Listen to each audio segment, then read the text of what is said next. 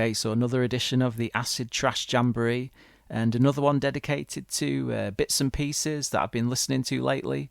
So let's not beat around the bush, and instead let's see what's on offer today. We begin this video with a look at Strange Pray Tell, the fifth album by the now defunct garage punk act Dead Moon.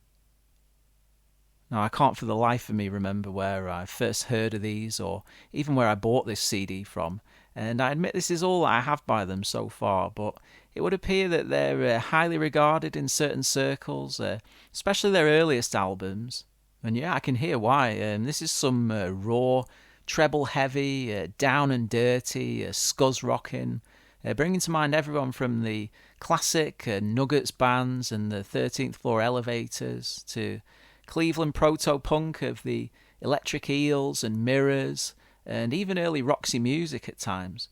And yeah, the Rolling Stones cover of Play With Fire fits in really well with their original tunes. It's pretty seamless, actually. It turns out that Dead Moon's leader, the late Fred Cole, he'd been in the psychedelic band The Lollipop Shop back in the 60s. Then through the 70s and the early 80s, both he and his wife, Tootie, were members of assorted other garage rock outfits like the Rats. So yeah, that explains the authentic, old-school sound, despite the fact that this album was released in 1992. So yeah, very cool stuff, and definitely a band that I need to look into a bit more. Next up, we've got Morley Grey, a legendary Ohio psychedelic band who are only active for a short time and issued this album, The Only Truth, in 1972.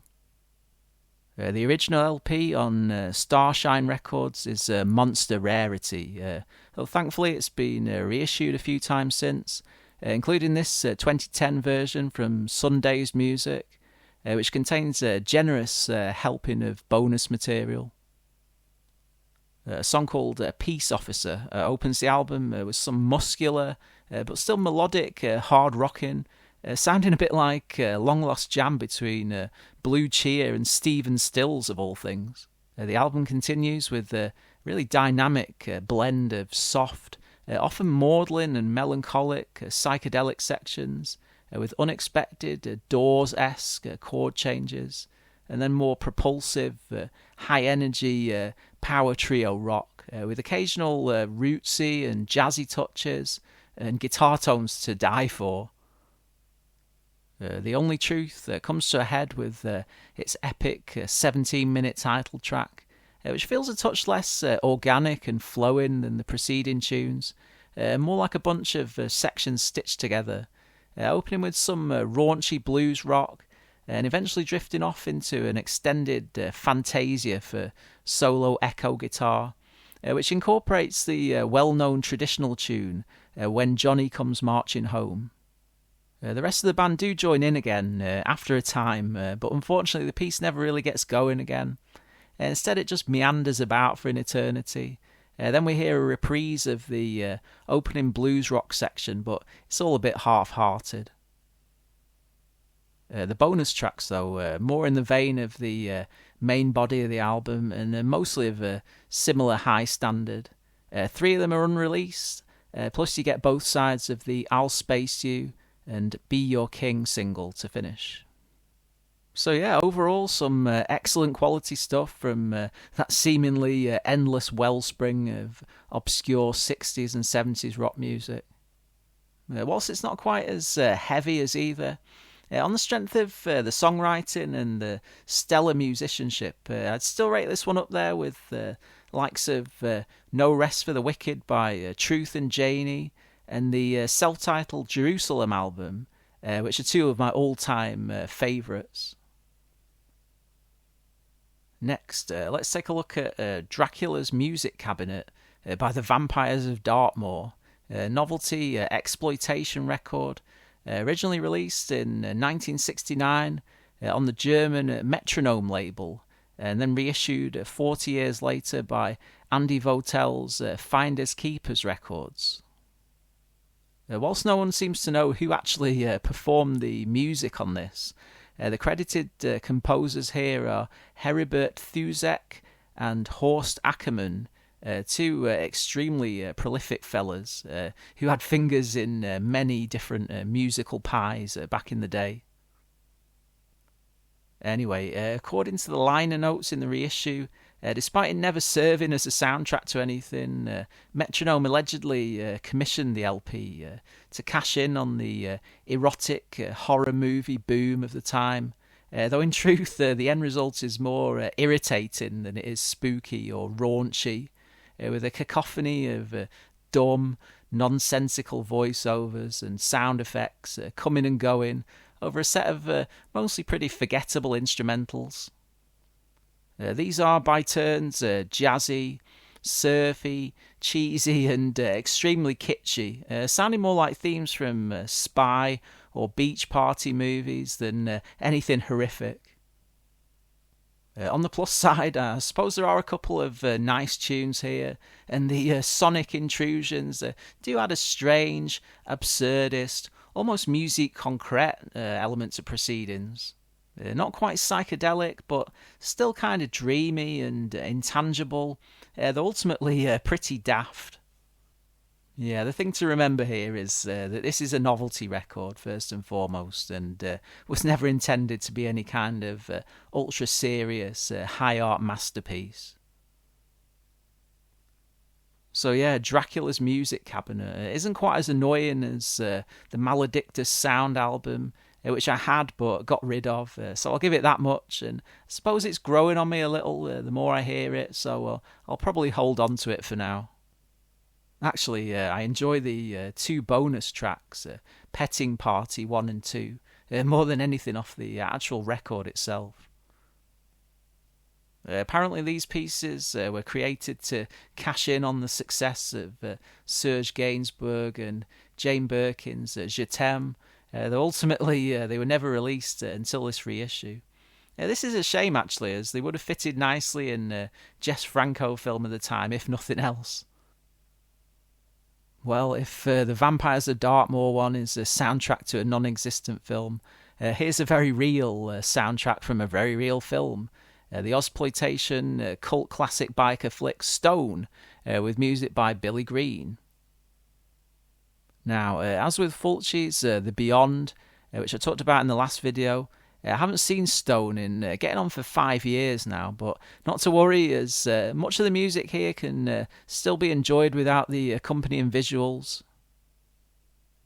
This CD reissue, also from Finders Keepers Records, it's quite a bit different from the original 1974 LP version, with a rejig track order, plus some excellent bonus material.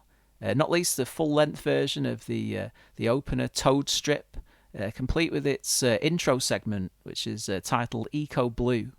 This is a striking avant-garde piece, and for me at least, it's probably the highlight of the whole soundtrack, with chaotic synth noises, squealing and fizzing away over intense didgeridoo drones and hand percussion.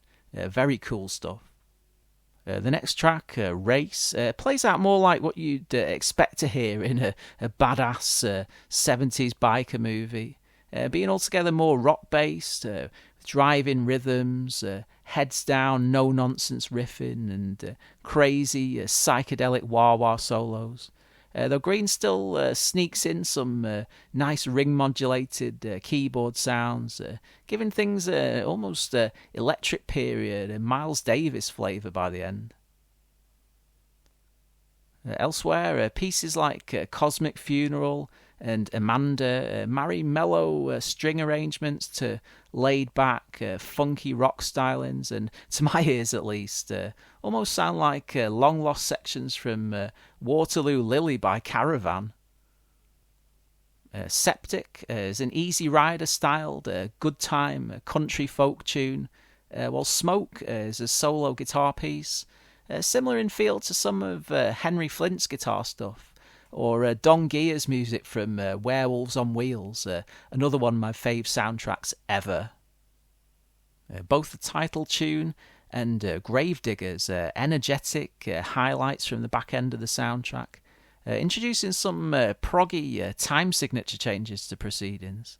while Swim is mysterious and rather melancholic, echo-drenched acoustic guitar solo with an American primitive feel.